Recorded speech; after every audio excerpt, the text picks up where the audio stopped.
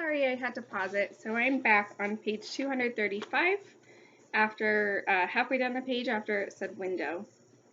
Curzon's cell lay to the back of the building. I rounded the corner and stopped. This was where the burial pits were dug. The pits were just a little smaller than the cells, dug down the height of a grown man. One of them had already been filled with bodies and covered again with dark mud. Two lay open and empty, sprinkled with snow like sugar on a cake. I did not know how many bodies would fit in each. I shivered again and pulled my cloak tight, then turned my back to the graves and counted the windows. 2, 3, 4, until I came to the window I hoped led to Curzon's cell. The eastern sky had brightened enough for me to see all around, but the inside of the prison was dark. I stepped up to the building. The bottom of the window was just above the top of my head. I stood on tiptoe and stretched my hands up to the bars. "Hello," I called in a hushed voice. "Curzon? Anyone?" The nasty fellow who had tried to steal my bucket on my first visit, Dibdin, leaned his face against the bars. He had a blanket around his shoulders and Curzon's hat up on his head. "Won't let you in no more, eh?" "They changed the rules. Can you fetch my brother, please, sir?" "He's sleepin'." I wanted to pull the bars apart, snatch the hat from his head, and thrash him with my fist and shoes, but that was impossible. I forced honey into my voice and a humble tone. "Well, then, may I please speak to your sergeant?" "Sarge is dead." He turned to his head and spat. "I'm in charge now. I'll take the victuals you brought." I started to reach into the bucket to hand the scones through the bars, but stopped. "How do I know my brother's not dead, too? Wake him up, please." Dibdin opened his mouth, but closed it without a word. His hunger was stronger than his temper, it seemed. He turned to someone in the cell. "Get the black boy over here." A moment later, Curzon appeared at the window. He was shaking so badly he could barely stand, his eyes half closed, teeth chattering. He had no blanket around him, and there were puke stains on the front of his shirt. His gold earring was missing, too. "Curzon, Curzon," I hissed. "What ails you? What can I do?" He did not hear me, or could not. He was insensible of his own name and where he was. Dibdin joined Curzon at the window. "Terrible, ain't it? How fevers and pox tear through this place?" There was hollow laughter in the cell. "Give him his hat back," I said, "and a blanket. Is he getting his rations?" He did not answer me. That was an answer in itself. The prison was not a place of shared hardship anymore. It was a hole of desperation. "You bloody beast," I swore. "How dare you let him starve?" The words flew out my mouth without pause. "Who are you to reprimand me, girl?" he snarled, putting his face up to the bars. His breath stank of rotting teeth and snot pooled at the edge of his nostrils. "He's a slave. He will not be treated same as free men." He wiped his nose with the back of his hand. "But you can remedy that," he said, with ease. I tried to keep my voice steady. "How so?" Curzon was seized by a fit of coughing so violent I feared his ribs would crack. He choked on his spittle and fought for breath, then finally relaxed back into a stupor, leaning against the window. Dibdin glanced back at the other men in the cell before continuing. "Our Captain Morse is on parole, lodged at the Golden Hill Tavern, we hear. Go there, tell him the men have fever and pox. One of our lads, Bridgebane, has a father in Piscataway with money and influence. If the captain can get word to him, Bridgebane's father could arrange for a proper physician to attend us here." Curzon coughed again and moaned. Sweat glistened on his forehead.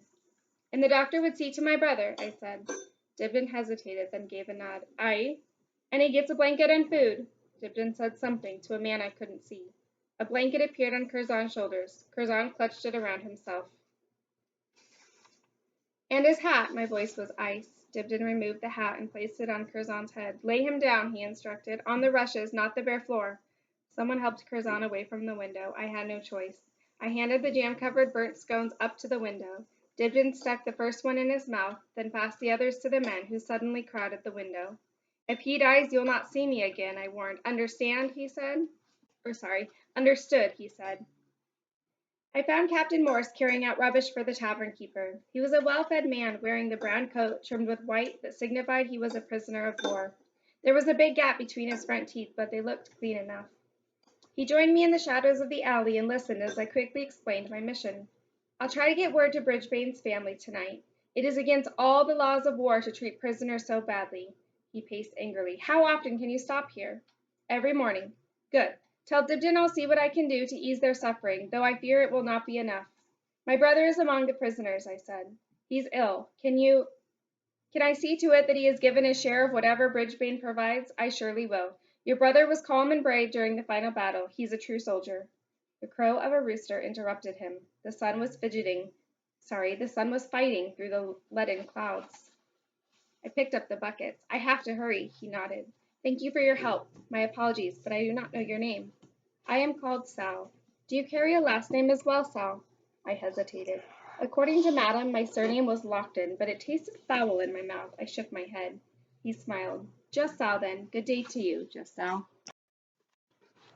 Lucky for me, the overcast morn caused the other servants to sleep past their normal time. By the time Hannah and Mary staggered up from the cellar, I had the porridge bubbling and the tea steeping. I could not eat nor drink a thing, for my belly was tied up with fear. My thoughts chased round and round my brain pan. I could not visit the prison daily. I was sure to be caught and punished. But I had to visit the prison daily. Curzon's life depended on it.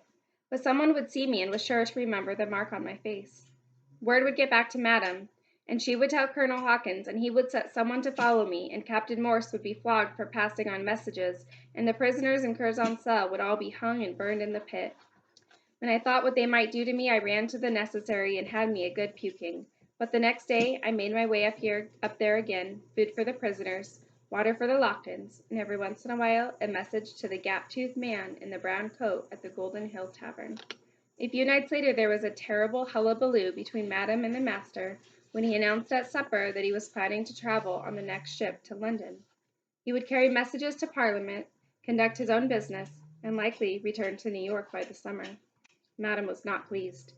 First, she argued that he ought not go. Then she argued yes, he should go, and he should take her with him. When he refused, she threw a goblet in the fireplace, and carried on so loudly that the master and Colonel Hawkins finally called for the carriage and left for a tavern. Madam dosed herself with strong wine after that and went to bed. That night the temperatures fell so far below freezing that the biggest fire could not keep away the chill. I moved my pallet as close to the hearth as I dared and sat with all my clothes, my cloak, and my blanket wrapped around me. 'Twas so cold I could not sleep. General Washington and his men were holed up in Morristown. Folks said they were in desperate need of stockings and food. I could scarce credit how hungry men with frozen feet could win a war. They were fools to even try.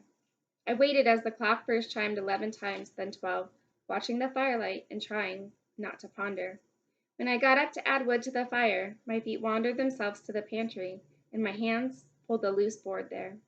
Under the board were some sheets of newsprint I had saved, the lead piece from the statue of King George, my seeds, and the book given me by the stationer. I carried the book to my warm pallet and quickly untied the twine and removed the paper wrapping. I think that was supposed to be lead piece. I opened the cover. A fellow named Thomas Paine wrote the little book. He called it Common Sense. Mama always said that common sense was far from common. That's why it was so special when you found it. The first sentence in the book did not seem to contain any. Some writers have so confounded society with government as to leave little or no distinction between them, whereas they are not only different, but have different origins. Society is produced by our wants, and government by our wickedness. It took 4 readings to figure out the meaning, which I took to be that the life of folks is different than the world what rules over them. Paine sure did dance a long time with the notion before he said it. I closed the book and longed for Robinson Crusoe, still stranded in the study where Colonel Hawkins was asleep. I dared not rescue him. I opened the book again and attacked the next sentence. Have a great day.